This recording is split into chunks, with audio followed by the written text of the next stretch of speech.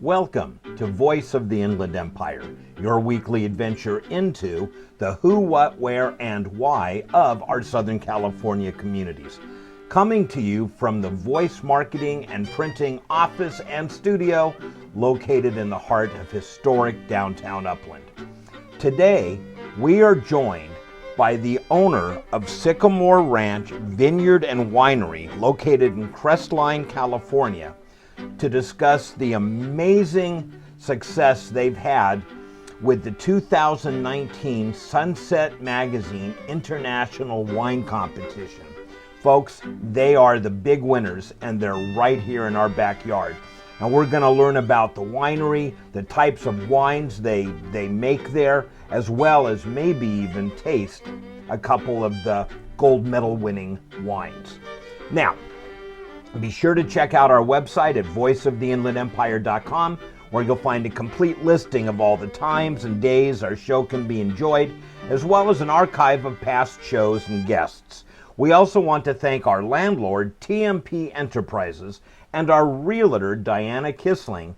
If you have thought about opening or moving your business to the beautiful historic downtown or anywhere in Upland, give Diana a call at 909-264-9227.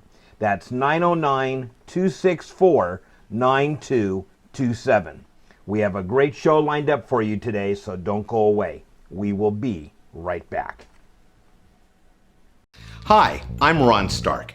I own one of the fastest growing, most creative ad agencies in the region, Voice Marketing. Check us out online at voicemktg.com. We work with clients ranging from the county of San Bernardino to the star of the hit TV show Hoarders. Call or email me personally at the phone number or email address below, and check out my TV show, Voice of the Inland Empire, on Charter Cable and online. I am so thrilled to introduce our next guest. For those that have been following the show for any length of time, you know I am a lover of all things wine, and we are joined today by Richard Crumwitty, who is the winemaker and owner of Sycamore Ranch Vineyard and Winery in, of all places, Crestline, California.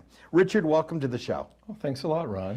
You know, we have, well, it's actually a relative of yours and a friend of mine that reached out to me and told me that your winery had just won some really major awards. But before we talk about those, I wasn't even, and I thought I knew all the wineries in the area. Tell us a little bit about your winery, but more importantly, the story of how your winery began, which I think is fascinating. Sure. Well, I actually have another career as a landscape architect. We live in an area in Crestline that is called Dark Canyon. It's a beautiful area. We had 3.5 acres. We had a lot of pine trees.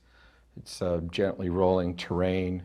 And the bark beetle got them and killed about 100 of them. And I remember that was in the news. I mean, that was a few years ago. And it wasn't just your I mean, it was widespread throughout that area. It was big. Yeah. A lot of brown in the forest. So my wife and I have always loved wine and wine touring, and we always gravitated to Central Coast, to Napa, Sierra Foothills. And one thing that Sierra Foothills reminded me very much of where we live, and we were adding a guest suite downstairs, and I was looking at this barren slope now and thinking, well, what am I going to do with it? And I thought, well, we love looking at vineyards. Let's plant a Zinfandel vineyard down here. So we terraced it. Now, why Zin? Because much like the Sierra Foothills, say El Dorado area, Shenandoah Valley, the climate where we live is very, very similar. Got it. So we're right at snow level. We get more of a desert influence, so we get more sun than fog. And I just thought, well, what the heck, let's try it. See, and I didn't realize you could raise grapes at that elevation.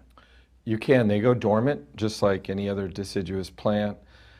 We do get a little winter damage. We do get budding about a month later, and our harvest is about a month later than it would be down here. So it kind of pushes the envelope. But the yields are still about the same. They're about the same. We get bigger concentration, more color, thicker skins, more phenolics.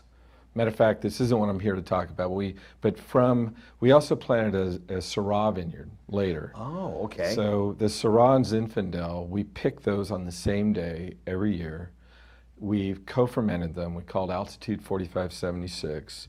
And even last year it won a gold at LA International, 92 points. And it's been, since it's so small, it's one of our most exclusive wines. All right, so moving back to the story, so you guys decide, we like looking at them, and a lot of people do, so you planted the vineyard, and then decided, let's test our hands at winemaking? We did, because the area where we live is predominantly old apple orchards. It's about the same elevation as Oak Glen. So I had been making hard cider on the side, just for fun. It was turning out pretty well, and I thought, well, winemaking can't be that hard. It's fruit juice, just like the cider. So we started making it, and I got to tell you, it wasn't very good the first few times.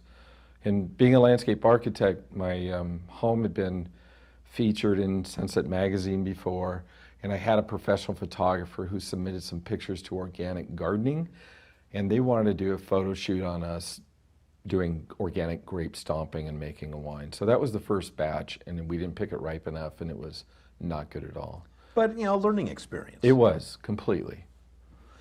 And then how did you move from it wasn't very good at all to we're winning awards everywhere? Well, okay. That's a good question, and I'll give me the try and make a version. point to that. So I was at a winemaker's dinner.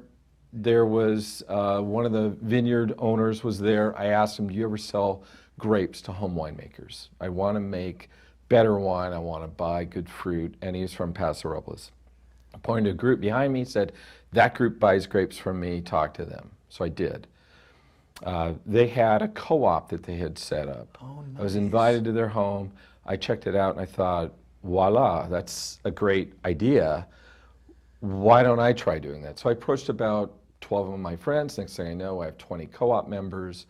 We're buying, I don't know, forget what it was, maybe 3 tons the first year of grapes. And then you're fermenting and bottling and doing it all yourselves. We would go get the grapes, bring them back, crush the stem, ferment, press, barrel age, bottle is one big group. Wow. So we did that for about 3 years. And in 2015, I was getting pretty serious about it because we were winning a lot of amateur awards, different competitions. And I thought, well, let's try this professionally. And then I also had enrolled through UC Davis, has a 2-year winemaking certificate program. So I finished that a couple of years ago, and that really aided. Now, did you go up there for that, or is that online? It's a distance learning program, but I got to tell you, it was harder than my degree at Cal Poly. Wow. A lot of science, a lot of reading, a lot of homework. It's not for the faint of heart. But it really did, I think, give me the tools to be a better winemaker. Well, I want to take a break here, and when we come back, I want to talk about your winery and vineyard as it is today, talk about some of the awards you're winning, and the fact that people can come up. I mean, who doesn't like going up to the Crestline area? Right. People can go up there and visit and actually taste. Oh, yeah. So don't go away. The best part of this conversation is yet to come. We'll be right back. Hi, I'm Ron Stark, known as the voice of the Inland Empire. We've been on the air for almost 20 years, interviewing and discussing important people, places, and things in the IE. Our show was recently covered by Inland Empire magazine. Check us out on Charter Cable or visit our website at voiceoftheinlandempire.com or on Facebook or YouTube by searching Voice of the Inland Empire. We are back and chatting with Richard Crumwitty, who is the owner, proprietor, winemaker for the Sycamore Ranch Vineyard and Winery. And Richard, in the first segment, we heard kind of your story, which is fascinating. From, we've got these bare slopes, let's plant some vines, and the wine didn't turn out that good, to now we're winning awards everywhere, which is a great story.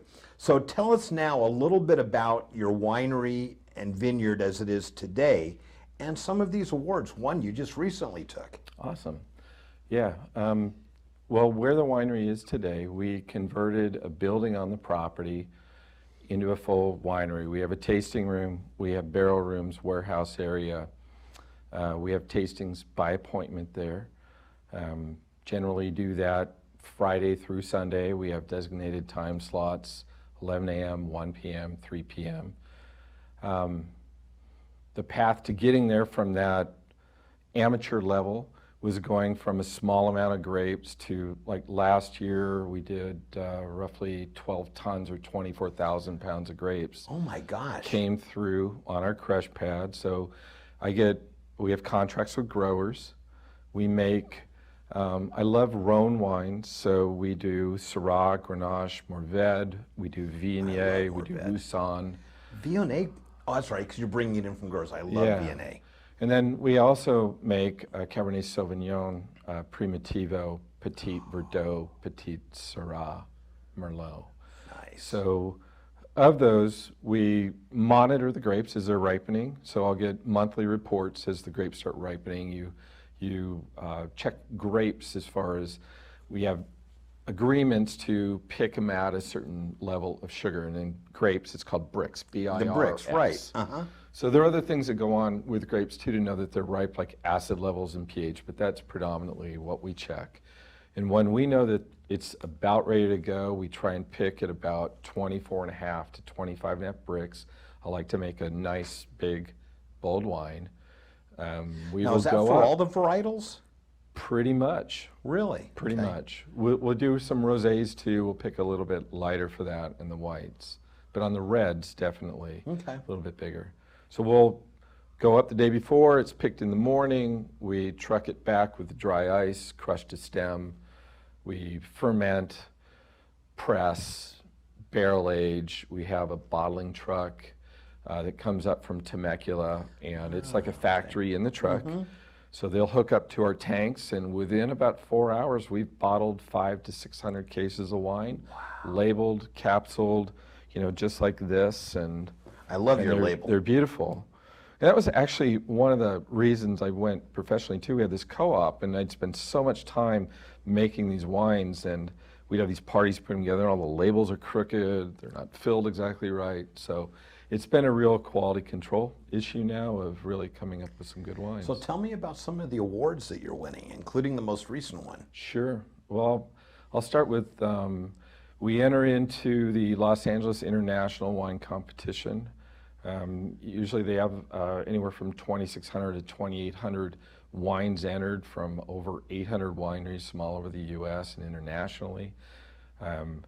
In that competition this year, we won 3 golds, 1 best of class, 95 points for our Primitivo. Also, our Petit Verdot won a gold, and our Syrah won a gold. Wow.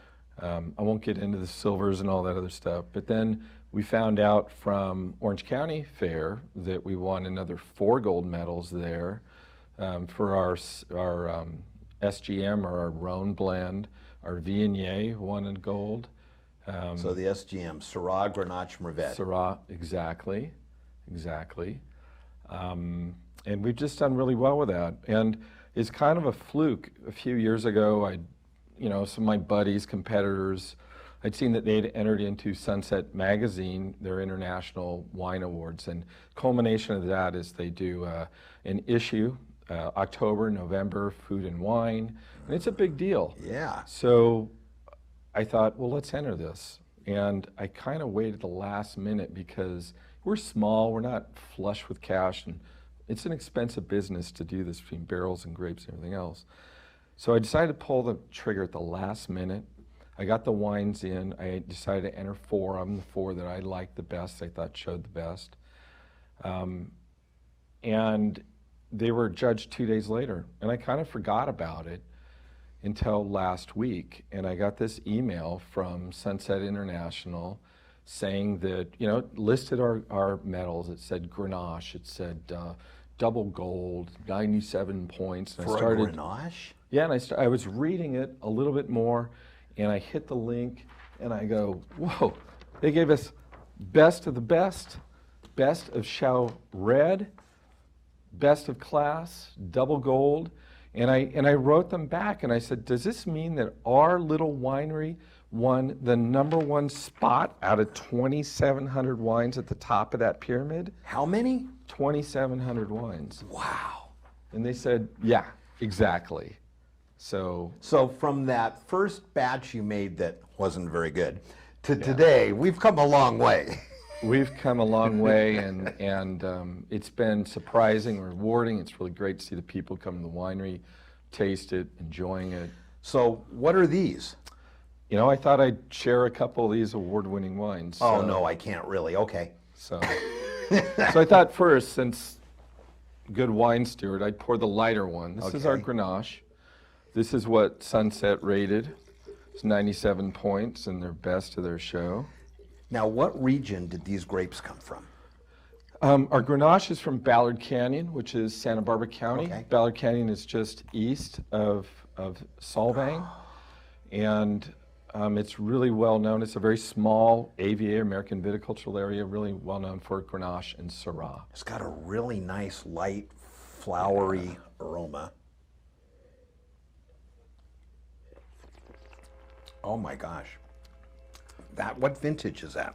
This is a 2017. So it sat in barrel for a year. They used American oak, one new barrel. We only did 2 barrels of it. We only made 33 cases of it. Wow. Half of one barrel went into our SGM blend, the Syrah Grenache Morbid, and I bottled this on its own. And you did this in new oak? 1 new barrel and 1 2-year-old barrel. Nice. Chart? It's a medium plus toast. And just very, very nice. This is drinkable now, but lay this down for a couple of years, it's going to really get amazing. Mm-hmm. This is really... Yeah, I like in Grenache too, if you like Pinot, you're probably going to like Grenache. It's a little softer, a little lighter. I liken it to a beautiful woman too. It's more curvy, it's softer, it's nice on the eyes, it's not muscular. Look at that color, beautiful color. Yeah. Okay, I only finished that because we had to make room for the We do. other. So our Primitivo, No one's really going to believe that, are they? Okay. Yeah, and you know what? Last year, our Grenache also won double gold best of class at LA International too, and was rated 94 points. So we're doing something right with that. That's varietal. just not, because Grenache is a varietal, right? Yes. It's not a blend. That's not a varietal that you hear a lot about. No, and neither is Primitivo. So No. Primitivo is the Italian clone, basically, of Zinfandel. And you can only call it Primitivo in California or the U.S. if it comes from the Italian clone or budwood from Italy. Even if it's grown here. It has Even if to it's come grown from here. the original vines that That's came right. from Italy. Now, Italians can export Primitivo here, and they can call it Zinfandel, but we can't call Primitivo Zinfandel unless it's, well, I mean, we can't call it Primitivo unless it's Primitivo. Well, it's like champagne. Unless it's from Champagne, you're not supposed to call it that. It's sparkling wine. So this is a little bit bigger production. We usually do about 115 cases of this That a is year. really dark. And this is from Paso Robles, the grapes. I usually blend in case of this vintage, 15%. From which growing region in Paso? This is from Geneseo District, Is that which is the east side, east of the 101. okay? And we source the grapes on this from Sculptura Vineyards. There's 15% Petite Syrah, which really amps up kind of the berry pie signature. Oh yeah. And this is on half French oak and half American oak. Half French, half American. Oh, that is, for people that are just starting to make the transition from the sweeter whites to the red, this would be a great transitional red because it's got a lot of fruitiness to it. Mm-hmm. I'm glad you like it. It's one of our biggest sellers. Oh, and what year is this? This is a 2017 also. So Wow. all of our wines except for our Cabernet, we do a 2-year barrel program on French oak. Our other wines, we do a 1-year barrel program prior to bottling. So if someone wants more information on your winery, I understand your wine members list, it has a wait list, but if they want to schedule an appointment to bring some friends, come up, how do they do any of that? You have a website. Sure, we do, and like you mentioned, we do have a wait list. We have a wine club. Due to demand, we had to put a wait list on it. So we have 180 members in there right now. We have, like I mentioned, the tasting room. So you would call the tasting room at 909-338-1725, or you can go onto our website, which is www.sycamoreranch.com, and you can make a request or try and book an appointment through there. And bring a group, right? Yeah, you can bring a group. We go through 6 different wines. I haven't talked about it so much, but I mentioned we have apple orchards there too. We make hard cider, so we do 6 wines and a hard cider. Now here's the big question. If I bring a group and I'm doing the wine tasting, can I bring my own food? You can. You can bring Like your some own cheese, some meats. crackers. We have areas outside that you can sit and enjoy that. You can have them in the tasting room. Matter of fact, we encourage you to do that because wine is much better with food. Absolutely. And what's fun is to go to a place like your winery, do the tasting, pick a couple bottles that you like, purchase them, then go outside and picnic with the food you brought and enjoy a bottle or two. Yeah, you can. Although we have to be responsible because, we have to watch what people do. Right, and people do have to drive back down the hill. They do. But it's beautiful forest setting, beautiful landscape areas. We're really proud of it. It's a family affair. My wife, Elizabeth, is my partner with it. My daughter works in the tasting room. We have another gentleman, Devin, and I'm an assistant winemaker and a whole bunch of staff. There's so much work that goes into it beyond what people see. Most people have not only are you vintners and winemakers, you're farmers. We are. And most people who don't understand that whole side of the equation. You're up at dawn and We're so busy. I don't even know. I'm still doing landscape architecture. I'm working 7 days a week right now trying to do this. The original goal was, because I don't like to sit around, is work my way out of a architecture design group that I started in 1991, and then work my way into something that I really truly enjoy, that I can closer to home, that I don't have to commute, because I've been commuting down to Rancho Cucamonga for 20 some odd years. And what a great retirement. It is. Running your wine. That's not even work. Well, it is, but if you love it. It is, and the reaction we get from the people is just fantastic too. All right, well, I'm going to plan my trip up there with a group, and I urge everyone else to do the same. The web address and phone number one more time? Web address, www.sycamore, that's SYCAMORE, ranch.com.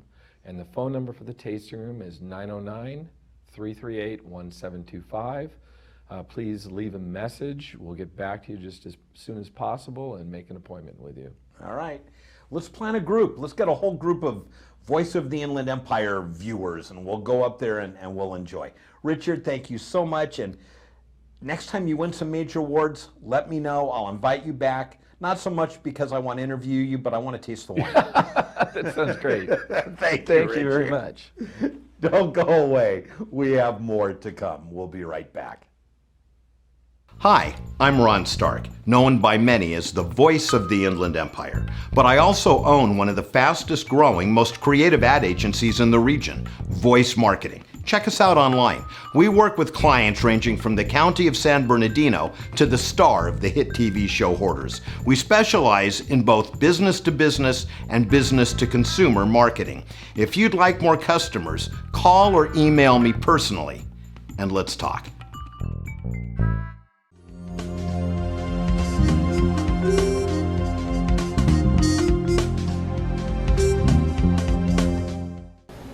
What's Upland visits today with the local baker, and we are joined by Amy, and Lewis is in the back preparing the wonderful delicacies.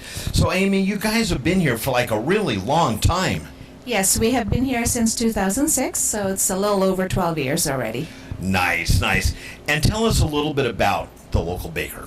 The local baker is a family-owned cafe.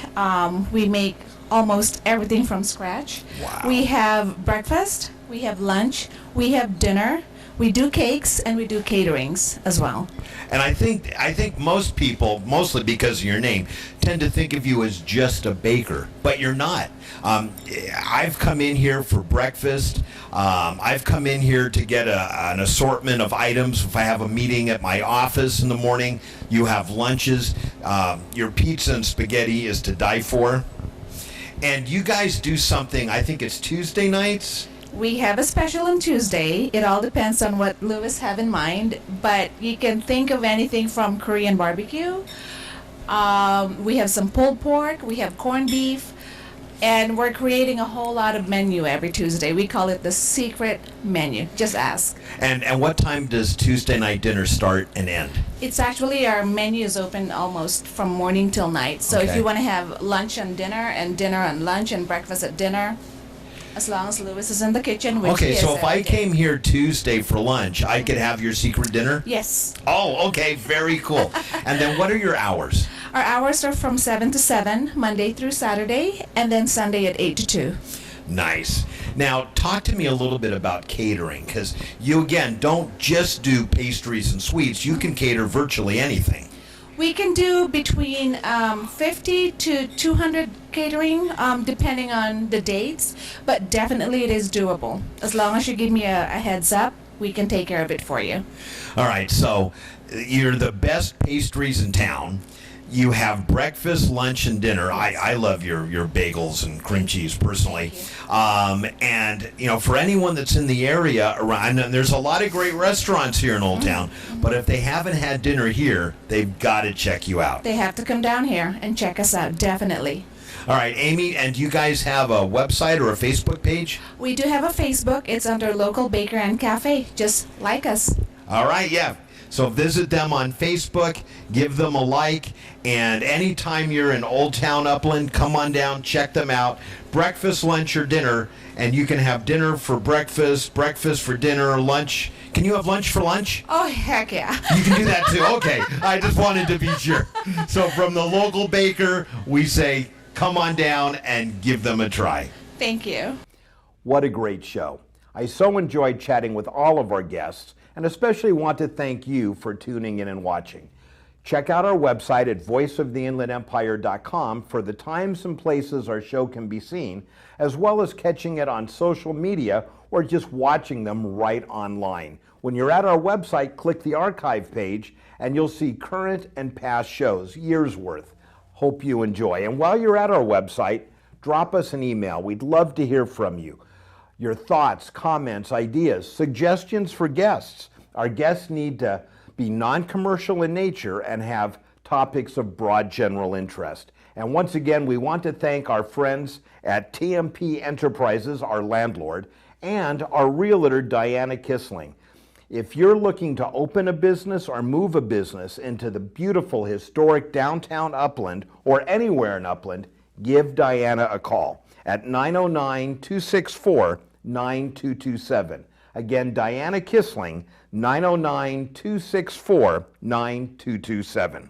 So until next time, this is Ron Stark reminding you to be productive, care for your world and the people around you, work hard, find time for fun, but always remember to give back whatever and whenever you can. Until next time, goodbye for now.